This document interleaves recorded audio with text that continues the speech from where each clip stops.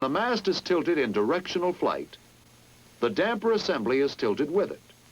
Since the stabilizer bar tends to remain in its same plane of rotation, the dampers immediately exert pressure on the bar, causing it to realign itself with the mast in 3 to 5 seconds. Since any disturbance affecting the rotor or fuselage would rarely last more than a few seconds, we suffer no effective loss of stability, and the dampers give the pilot greatly increased control. The stabilizer bar, then, because of its gyroscopic property of rigidity in space, is able to modulate sudden changes in attitude of either the rotor or fuselage. With the aid of the hydraulic dampers, it becomes possible to use the stability-improving characteristics of the bar without sacrificing any appreciable loss of control. Thus, the stabilizer bar becomes one of the most successful methods of increasing the stability of a helicopter.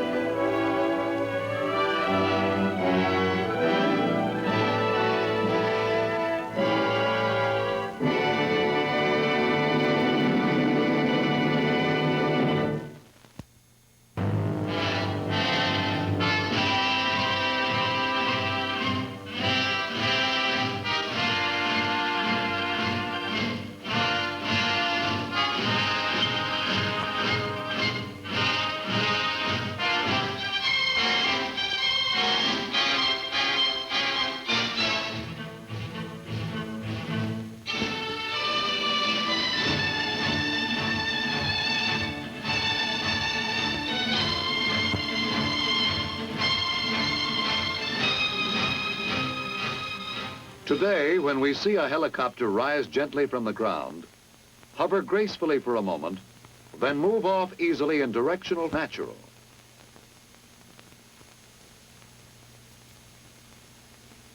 But it was not always so simple. The early designers of helicopters encountered many difficulties before they were able to get one of their craft off the ground. And they had still more difficulties to overcome before they were able to control its flight.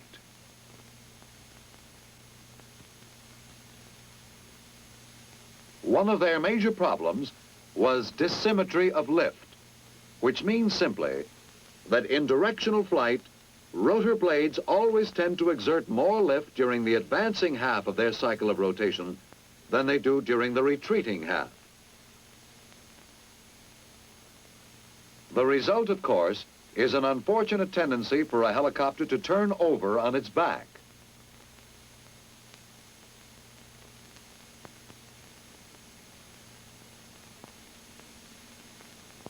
The cause of dissymmetry of lift is fairly simple. Lift, as we know, is produced by the passage of air over an airfoil. The air passing under the airfoil is compressed, forming a high-pressure area. The air passing over is accelerated, forming a semi-vacuum, or low-pressure area. This results in the creation of the force called lift. The faster the air passes over the airfoil, the greater is the lift produced. All other factors being equal, lift will vary as the square of the velocity. In a helicopter, of course, the rotor blades act as airfoils to produce lift. And the faster the air passes over the blades, the greater is the lift which is produced. Now suppose the rotor of our helicopter is revolving so that the tips of the blades are traveling at a speed of 350 knots.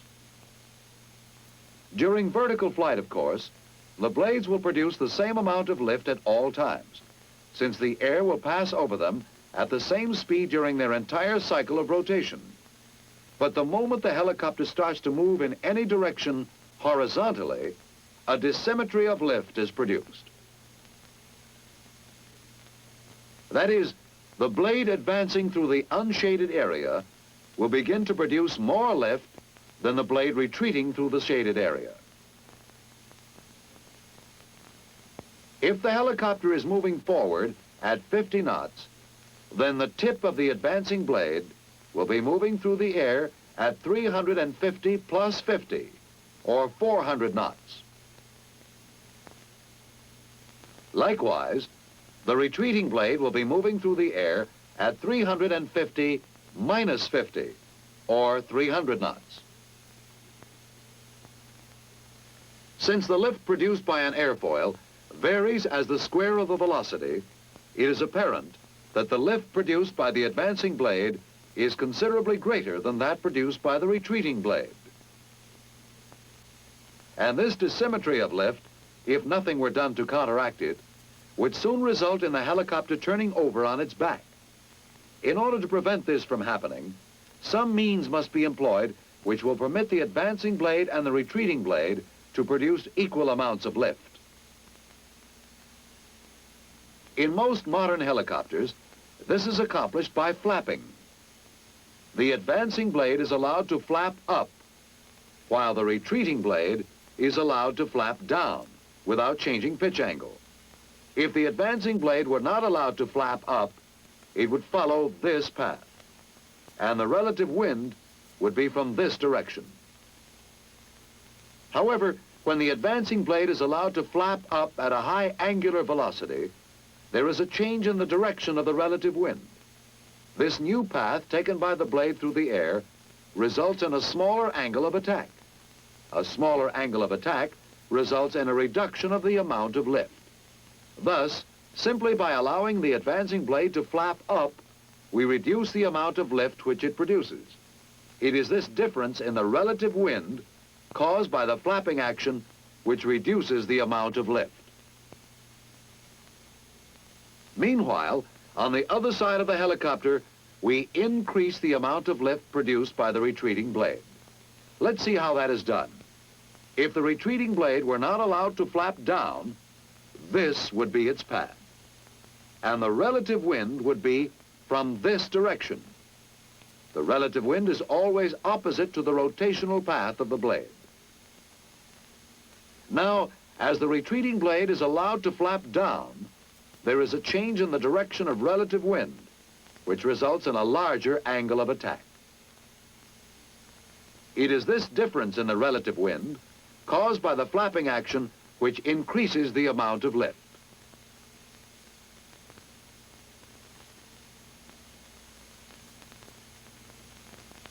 Thus, by decreasing the amount of lift produced by the advancing blade and increasing the amount produced by the retreating blade, the two sides are brought into equilibrium. In fully articulated rotor systems, freedom to flap is made possible by a hinge near the root of each rotor blade. In the semi-rigid type of rotor system, freedom to flap is made possible by the teeter-totter action of the rotor head.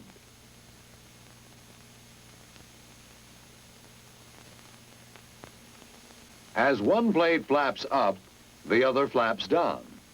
Since the forces involved cause one blade to rise by an amount equal to the fall of the other, the seesaw mount or semi-rigid rotor construction poses no problem.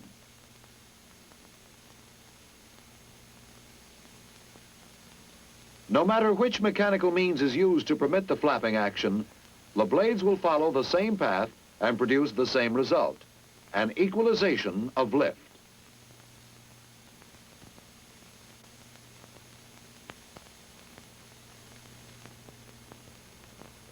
Now, by the use of the cyclic control, the pilot can vary the amount of lift produced by the advancing and retreating blades, and can change the attitude of the rotor disc at will. By changing the attitude of the disc, he can maintain the desired attitude of the helicopter.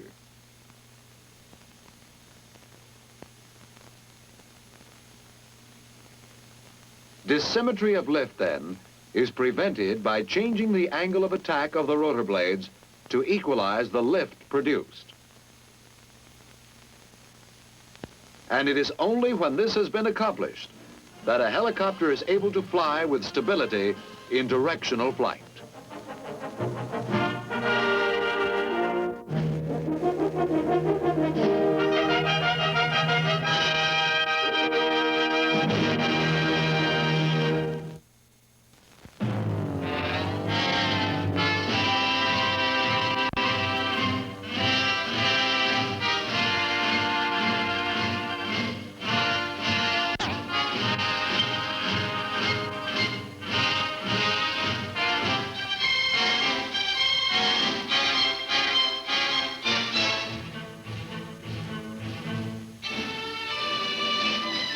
Do you ever wonder why a bird is able to fly long distances without flapping his wings?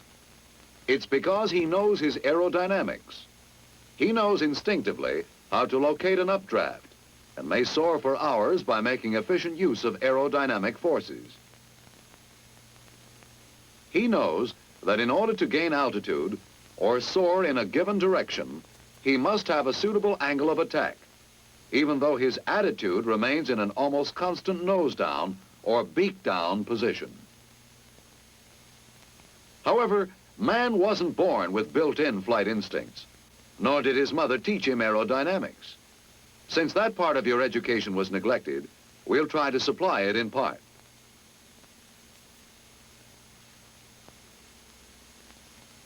First of all, it is necessary to understand the factors which give you lift. In general terms, lift equals angle of attack times density of the air times area of the wings times velocity of the airfoil through the relative wind. Of the four factors which give you lift, the pilot can control only two: angle of attack and velocity of the airfoil.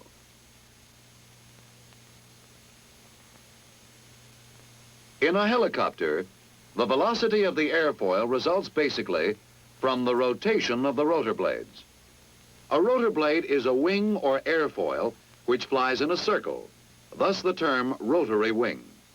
The chief characteristic of rotary wing flight is that relative wind and resultant lift is created by the rotation of airfoils through the air.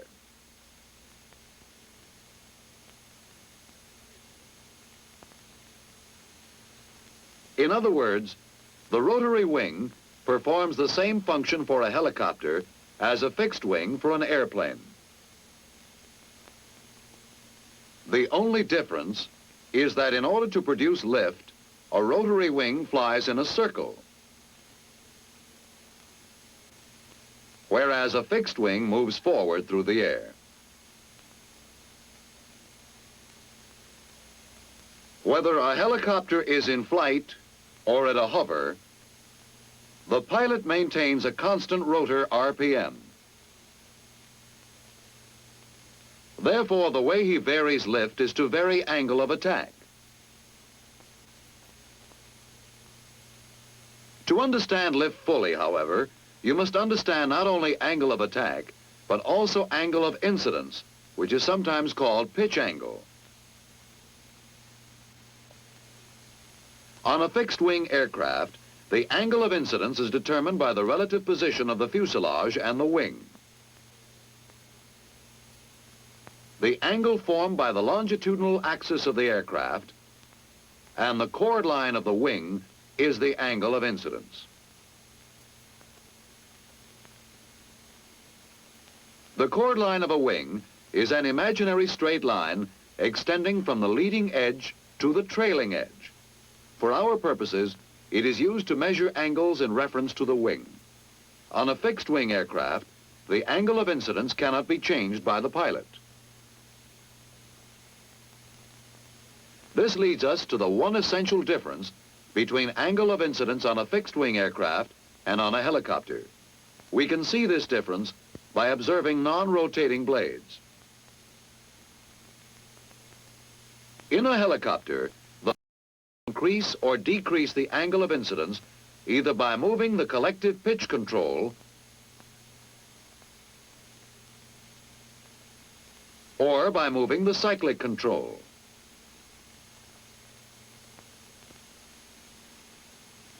Now let's take a closer look at rotor blade angle of incidence. In broad terms, a rotor blade's angle of incidence is the angle between a reference line of the helicopter and the chord line of the rotor blade. Remember that rotor blade angle of incidence may be increased or decreased by the pilot.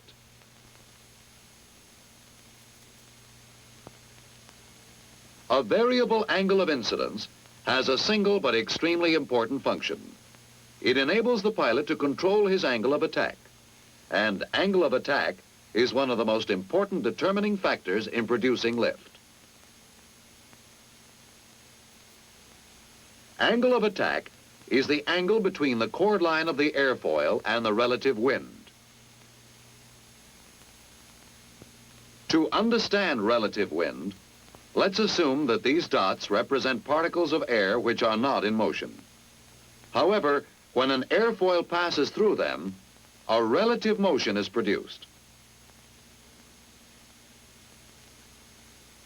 This relative motion is commonly termed relative wind. Since this air motion is entirely dependent on the movement of the airfoil, it will always be directly opposite to the direction in which the airfoil is moving. Thus, if the airfoil moves in this direction, the relative wind will be directly opposite. When the airfoil moves in a different direction, the relative wind will also change. Remember that the relative wind is always directly opposite to the movement. Now let's take a look at the similarities between a fixed wing and a rotor blade.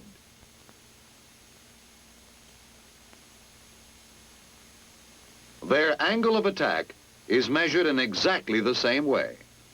On both, it is the angle between the relative wind and the chord line of the airfoil. A small angle of attack results in a small amount of lift. If the angle of attack is increased, the amount of lift increases. The greater the angle of attack, the greater the lift. However, there is a limit to this. At angles greater than about 15 degrees, there is a tendency to stall, and this results in a sharp reduction in lift. As we pointed out earlier, a helicopter pilot varies his lift and achieves control of the helicopter not by varying the RPM of the rotor, but by varying the angle of attack of the rotor blades. By applying collective pitch, he changes the angle of attack equally on all main rotor blades in all positions. Through cyclic control, however, he can increase the angle of attack on one half of the rotor disc and simultaneously decrease it on the opposite half. When this happens in flight, the rotor disc is made to tilt, and the helicopter moves off in the direction in which the disc is tilted. This results in a change of attitude in the helicopter.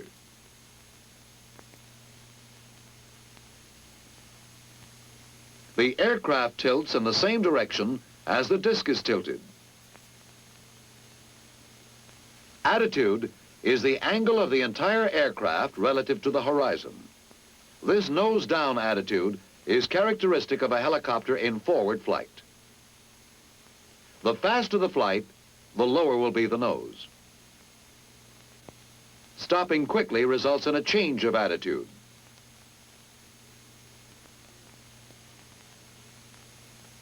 This nose high altitude is characteristic of a sudden stop. Lateral motion also changes the attitude of the helicopter. Here, as always, its attitude tilts in the direction of flight. Attitude, then, is the angle of the entire aircraft in relation to the horizon, and it should never be confused with angle of attack. Now let's review some of the more important points of this film.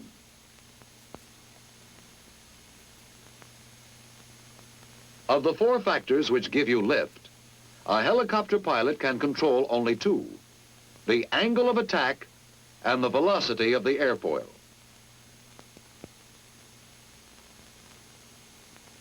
Since rotor RPM is kept constant, the only way to vary lift is to vary angle of attack. Lift holds you up and also provides horizontal and vertical control. A helicopter's rotor blades perform the same function as an airplane's wings, except that they provide both lift and thrust by rotation.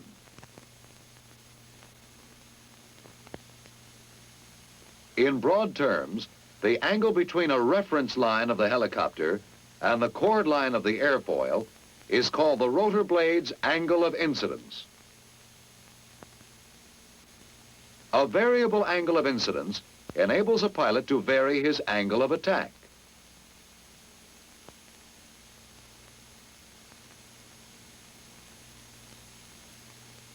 Angle of attack is the angle between the relative wind and the chord line of the airfoil.